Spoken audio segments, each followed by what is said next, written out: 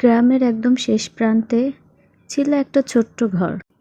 চারিদিকে বিস্তীর্ণ ধানক্ষেতের মাঠ।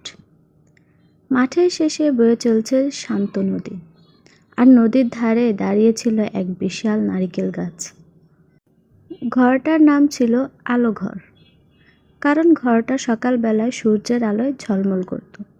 ঘরে থাকতো এক মেয়ে, নাম তার সুবর্ণা। সে একা থাকে মা বাবার পুরনো ঘরে, কিন্তু তার ছিল মন ভরা স্বপ্ন। সুবর্ণা প্রতিদিন নদীর ধারে বসে সূর্য ওঠা দেখে, আর ভাবতো প্রতিদিন সূর্য আসে নতুন করে, আমরাও তো পারি নতুন করে শুরু করতে। একদিন সকালে নদীতে একটি পাখি পড়ে গেল। ডানা ভিজে গেছে, উঠতে পারছে না।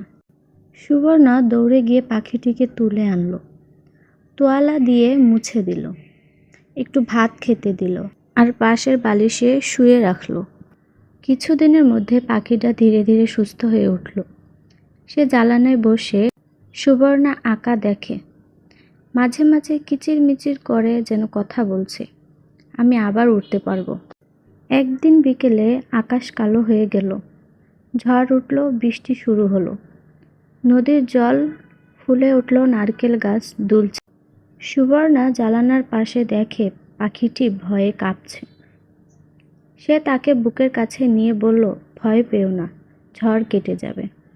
পরের দিন সকালে সূর্য উঠল, বৃষ্টি থেমে গেল, নদীর জলে রোদ ঝলমল করছে। পাখিটা জানালা দিয়ে উড়ে গেল, আর একবার ফিরে তাকিয়ে বলল, তোমার ভালোবাসা আমাকে আবার উড়তে শিখিয়েছে। সুবর্ণা জানালায় দাঁড়িয়ে হাসল। সূর্য প্রতিদিন হাসে, নদী প্রতিদিন গান গায়, আর যারা ভালোবাসে প্রকৃতিকে, তাদের মন কখনো অন্ধকারে হারায় না। জীবন মানে ঝড় থেমে যাওয়ার অপেক্ষা নয়, বরং ঝড়ের মধ্যেও নিজের আলো খুঁজে পাওয়া। আমার আঁকা এই ছবিটি এবং গল্পটি আপনাদের কাছে কেমন লেগেছে অবশ্যই কমেন্ট করে জানাবেন। ধন্যবাদ।